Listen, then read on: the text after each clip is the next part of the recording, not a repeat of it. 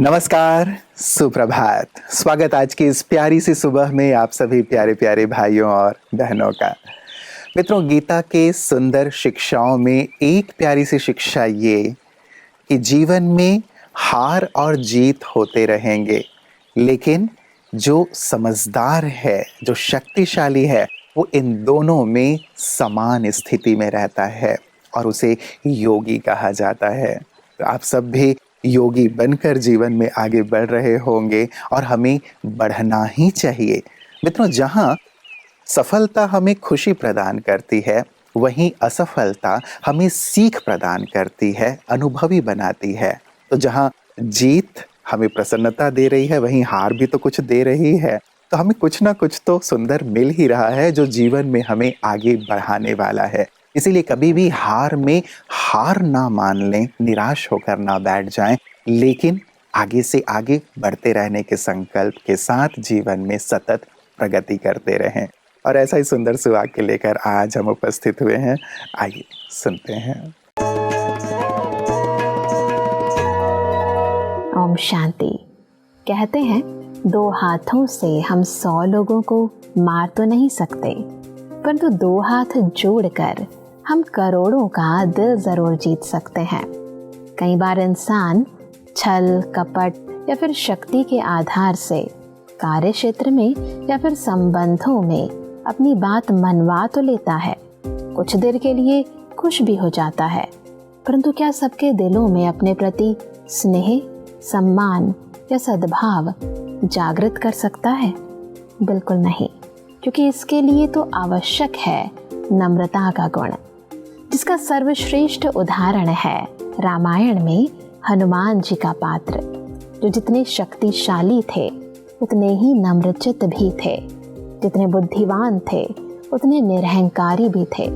तभी तो सागर पार करते समय जब सुरसा नामक राक्षसी ने उन्हें अपना भोजन बनाना चाहा, तो पहले तो उन्होंने अपना आकार बहुत बड़ा कर दिया और फिर अति सूक्ष्म रूप धारण कर उसी के मुख से निकल आए। अर्थात दूसरों का बड़ा बनकर हम दूसरों को जीत नहीं सकते। इंसान यदि नम्रचित्त है तो सर्व का प्रिय बन सकता है और जीवन में सदा आगे बढ़ सकता है। ओम शांति। तो हर हार से बेहतर होने का संकल्प करते हुए आइए आगे बढ़ते हैं। मित्रों, एक डॉक्टर के क्लिनिक के बाहर लिखा हुआ था कि दवा में कोई खुशी नहीं है और खुशी जैसी कोई दवा नहीं है। सचमुच कारगर सी बात है। डॉक्टर्स हमेशा यही कहते हैं, हमारे बड़े हमेशा यही कहते हैं कि खुश रहो तो बीमारियां कम हो जाएंगी, खुश रहो तो जो दवाइयां ले रहे हो वो दवाइयां भी काम करेंगी। तो न केवल मित्रों बीमारियों के समय, लेकिन अपने हर कार्य को यदि हम खुशी खुशी करते हैं तो कार्य बहुत ही सहजता से सफल होते हैं। इसका भी आप अनुभव करके देखें। कई बार हम खुशी प्राप्त करने के लिए कार्य करते हैं, लेकिन कितना अच्छा हो कि हम खुशी खुशी ही कार्य करें, तो हमारी जो प्राप्ति है वो कई गुना ज़्यादा बढ़ जाएगी। तो हमेशा खुश रहें, इसी संकल्प के साथ आइए चलते हैं अपने अगले सेगमेंट की ओर, जहां हम सेहत की बात करते हैं। ओम शांति। बहुत लोग ये कंप्लेन करते हैं कि फ्रूट्स खाने से एसिडिटी हो जाती है। वैसे तो फ्रूट्स बहुत अच्छा, जिसमें विटामिन्स, मिनरल्स जिससे हमें मिलता है, लेकिन फिर भी कंप्लेन होती है कि जैसे ही फ्रूट खाया एसिडिटी बढ़ गई। तो जिन लोगों की इसकी कंप्लेन है उनको मैं एक बात बताना चाहूँगी कि फ्रूट खाने के कुछ नियम होते हैं। अगर हम उन नियम को मान के चले तो हमें कभी भी एसिडिटी नहीं होगी।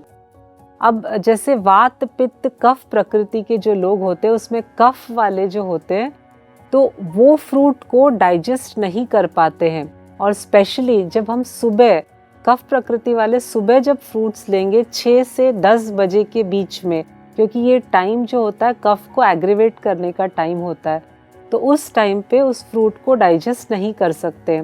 दूसरी पॉइंट, अगर आप फ्रूट को दूध के साथ मिला के ले रहे हैं, जैसे मिल्क शेक्स, फ्रूट के साथ जो शेक्स बनाए जाते हैं, तो वो भी डाइजेस्ट नहीं होता है, जिसको विरुद्ध आहार कहा जाता है, तो वो एसिडिटी पैदा करेगी बॉडी में। और तीसरा, अगर आपको फ्रूट को अच्छी तरह से डाइजेस्ट करना है तो उसमें हल्का सा सेंधा नमक और जीरा पाउडर मिला ले। इस तरह से आप खाओगे तो फ्रूट को आप डाइजेस्ट भी कर पाओगे, एसिडिटी भी नहीं होगी। तो याद रखिएगा ये थोड़े छोटे से पॉइंट्स फ्रूट को डाइजेस्ट करने के लिए। Thank you. ओम शांति। मित्रों, कहते हैं जीवन में पीछे देखो तो अनुभव मिलेगा, आगे देखो तो आशा मिलेगी, और अपने भीतर देखो तो सत्य मिलेगा। और यही सुंदर सा कार्य ब्रह्मा कुमारीज करती हैं। जब कभी भी यहाँ आम जन या विशिष्ट जन आते हैं तो यहाँ अंदर चलने के लिए प्रेरित किया जाता है। और जब अंदर व्यक्ति जाता है, स्वयं को देखता है, स्वयं में झांकता है, तो वो सत्य को समझ पाता है कि जीवन क्या है, जीवन में किया क्या जाना चाहिए। और ऐसी ही सुंदर अनुभूति हमारे विशिष्ट जन भी करते हैं जब यहाँ आते हैं, और इस मंच से वो फिर साझा करते हैं कि हमने यहाँ आकर क्या सीखा, क्या पाया। और उनके इन्हीं सुंदर बातों को, अनुभवों को हम प्रतिदिन आप तक विशिष्ट जन की बातें विशेष में लेकर आते हैं।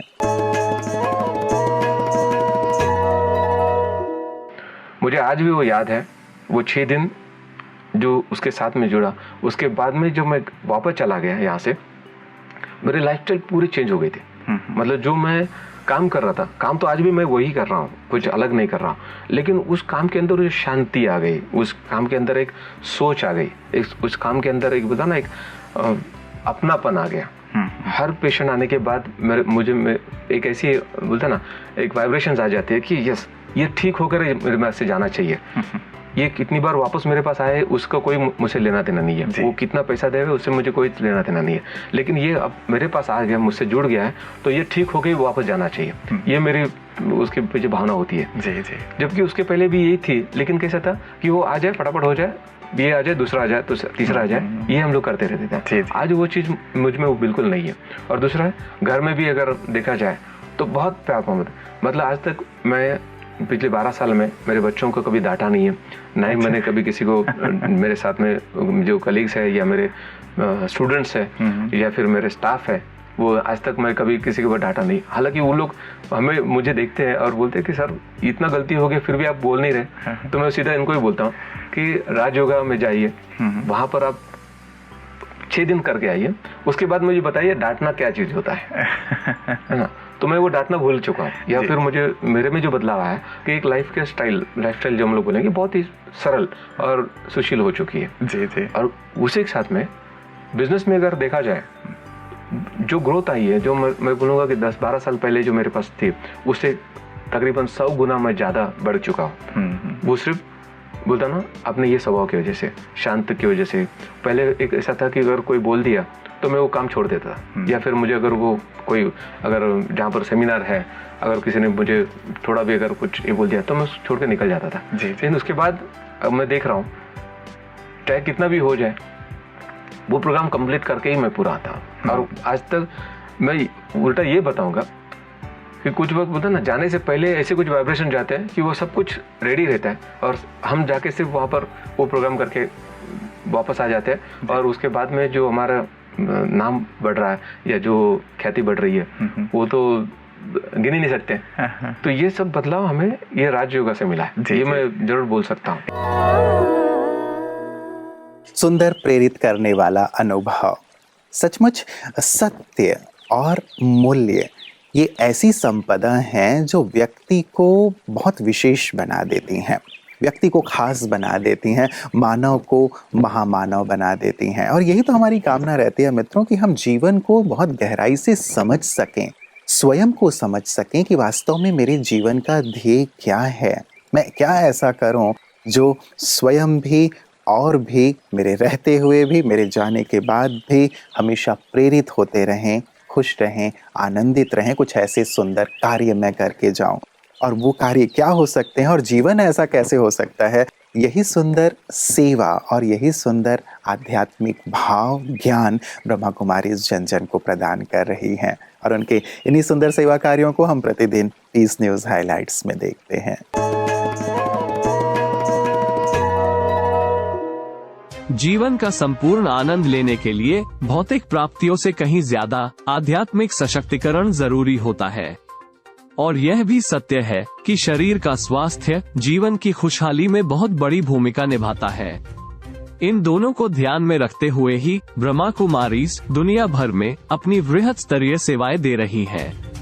लोगों को आध्यात्मिक तथा स्वास्थ्य लाभ पहुंचाने के लिए राजस्थान के भीनमाल स्थित ब्रह्मा कुमारीज सेवा केंद्र द्वारा स्थानीय विमल राजकीय सामुदायिक स्वास्थ्य केंद्र में कटे हुए होंठ एवं कटे हुए तालू वाले बच्चों का इंटरनेशनल संस्था स्माइल ट्रेन के सहयोग से माउंट आबू के ग्लोबल हॉस्पिटल एवं रिसर्च सेंटर की टीम के डॉक्टर केयूर मेवाड़ा एवं साथियों के द्वारा निःशुल्क जांच की गई।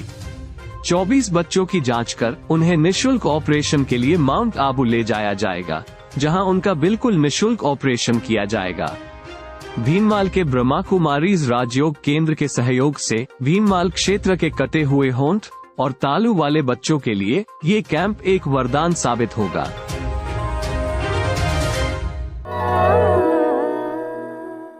देखिए ना, वक्त कैसे बीत जाता है आपके साथ बैठकर और सुंदर सुंदर बातें करते हुए। सचमुच बहुत आनंद आता है।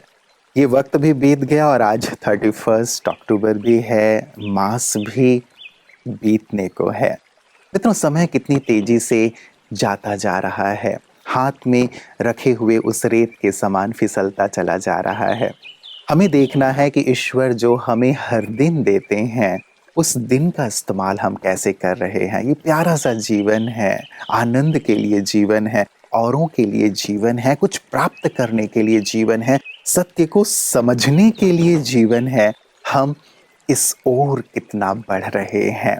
हमारा समय मित्रों जो बीत गया वो फिर लौट करके नहीं आता है। अब मान लीजिए 30 अक्टूबर बीत गया, 29 अक्टूबर बीत गया, 28 अक्टूबर 2022 बीत गया।